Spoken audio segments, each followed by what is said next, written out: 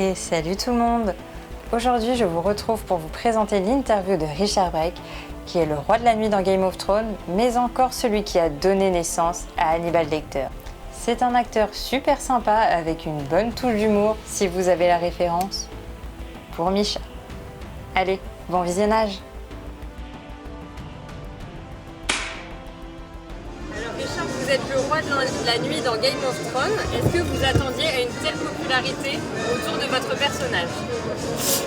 King of the Night in Game of Thrones, did you foresee the popularity that this person would have in the saga? No, I didn't. I just, when I got given the role, they didn't tell me anything about the character, and then I kind of figured it out as it went on. Oh, he's a big character. So, I didn't know at the beginning at all. So it was a real surprise, and I was very grateful, very grateful. Au casting, il n'avait pas l'information de qui était le personnage, quelle était la place du personnage dans la série. En fait, il a découvert au fur et à mesure qu'il tournait. Et il s'est rendu compte que c'était un personnage qui avait quand même une partie centrale de l'histoire au fur et à mesure du tournage. Donc il n'avait pas la moindre idée que ça allait avoir une répercussion. Est-ce que ça n'a pas été trop difficile pour lui, parce que le costume était quand même important avec les prothèses, avec les heures de maquillage qu'il y avait, etc. Est-ce que ça n'a pas été trop dur pour lui au niveau préparation et après au niveau tournage aussi pour l'acting? The difficulty of being this type of character with everything that goes with makeup and the contact lenses and everything, was this one of your more difficult roles physically because of the prosthetics and the... Yeah, definitely. That was really the hardest part in many ways, was trying to be able to manage not sleeping, because I would work until maybe 8 o'clock. Then I would have to get up at 3 a.m., go in, do 6 hours of makeup, then 10-hour day, 2 hours to take the makeup off, go home, get 3 hours of sleep. And then I also couldn't eat or drink a lot because it was if I went to the toilet, I had fingernails that were about out to here. So I couldn't really go to the toilet that easily. So I had to kind of monitor my eating and drink. It was very physical role. Le rôle était un de ses plus difficiles en termes de préparation et de maquillage, puisqu'il faut savoir qu'il y a 6 heures de maquillage pour la mise en place du costume, 2 heures pour démaquiller. En gros, il dormait sur les périodes de tournage 3 à 4 heures par nuit, avec des journées de 10 heures de tournage, sans parler du fait qu'il fallait qu'il mange et qu'il boive peu, parce que la problématique d'aller aux toilettes, avec tout ce qui était au niveau des griffes, des mains, de tout. Donc les lentilles aussi, qui prennent l'œil en entier, donc qui était assez douloureux. Et ouais, c'était très très costaud, un de ses rôles les plus difficiles en termes de contraintes physiques. C'est vrai, parce que d'habitude, il n'a pas forcément de maquillage, il a des rôles, les costumes sont plus légers, on va dire.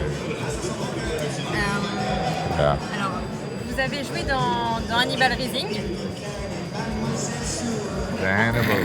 Hannibal Rising. Avec Gaspard Ulliel.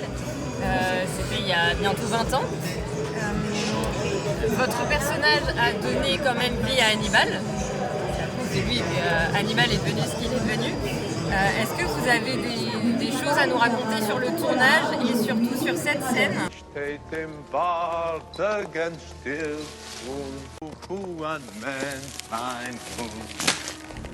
Ah oui. Any stories about you? You are the uprising, so you were what was to become Hannibal Lecter? No, I was the first person Hannibal Lecter ate.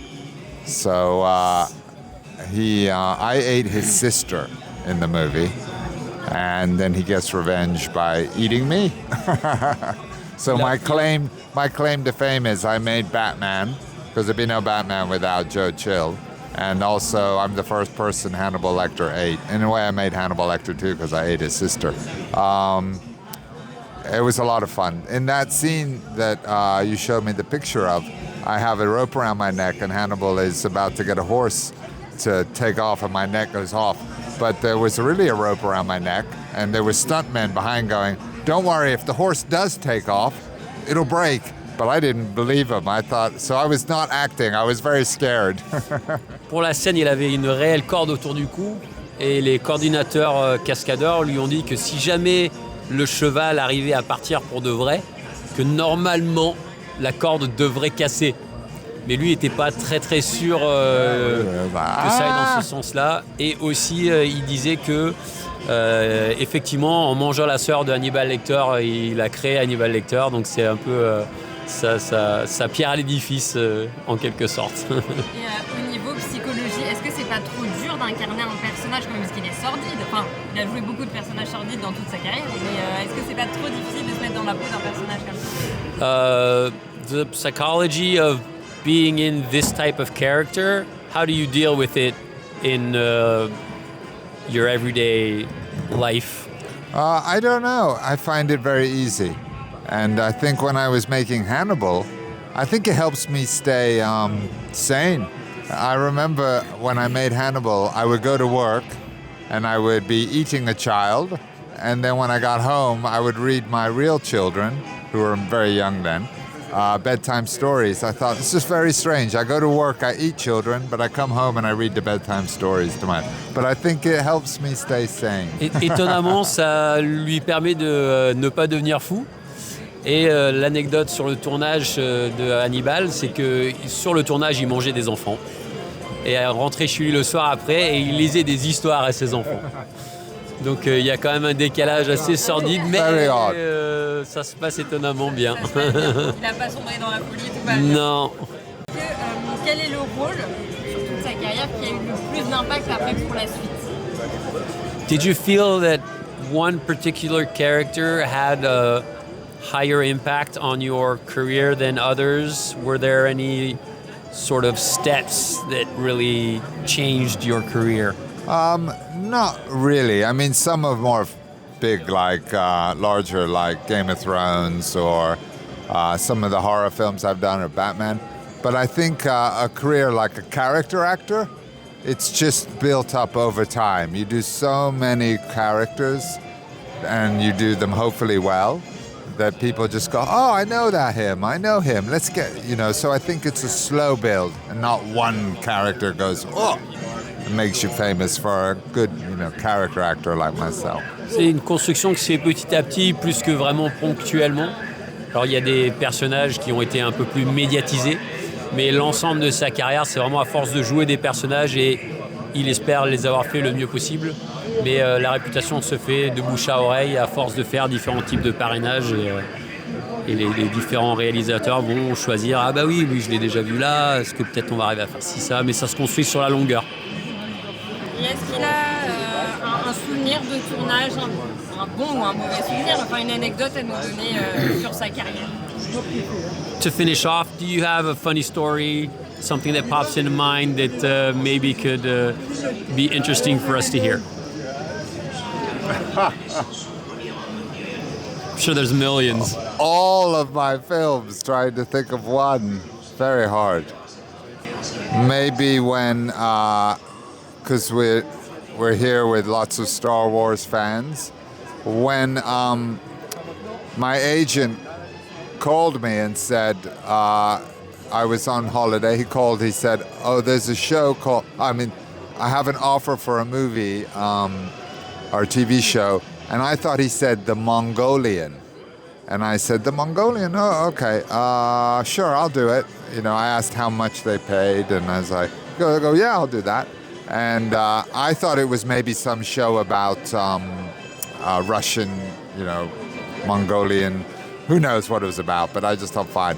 And then a couple weeks later, he called me up, and he said, oh, they're all ready for you on Mandalorian. I said, oh, Mandalorian, I thought you said Mongolian. He goes, what are you talking about? I go, what's Mandalorian? Because I didn't know the show. And he said, it's a Star Wars show. And I went, oh my God, I'm glad I said yes.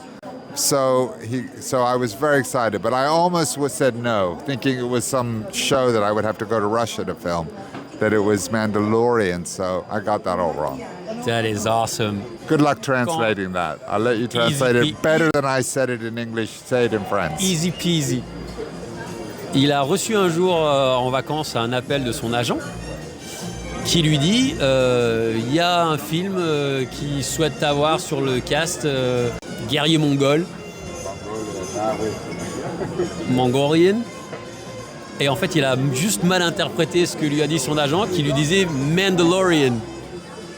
Et du coup, pendant quelques semaines, il pensait qu'il allait faire un film en Russie sur des invasions barbares. Et c'est seulement par la suite qu'il a compris qu'il avait mal compris et qu'en fait, c'était une saga Star Wars. C'est très, I almost said, oh no, man, no, il aurait pu dire, non, ça me dit trop rien. Mais that's a good one. Ok. Et du coup, maintenant, on va faire un petit jeu. Le jeu tu préfères.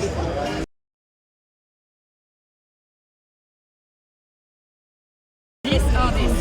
Back to the Future. So, Back to the Future versus... Game of Thrones, Peaky Blinders. Honest?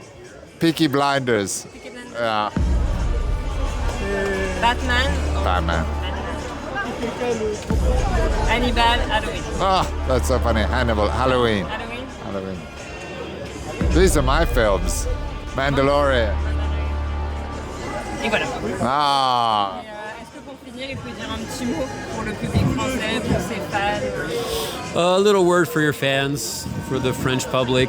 Oh. Anything that comes to mind. Honest.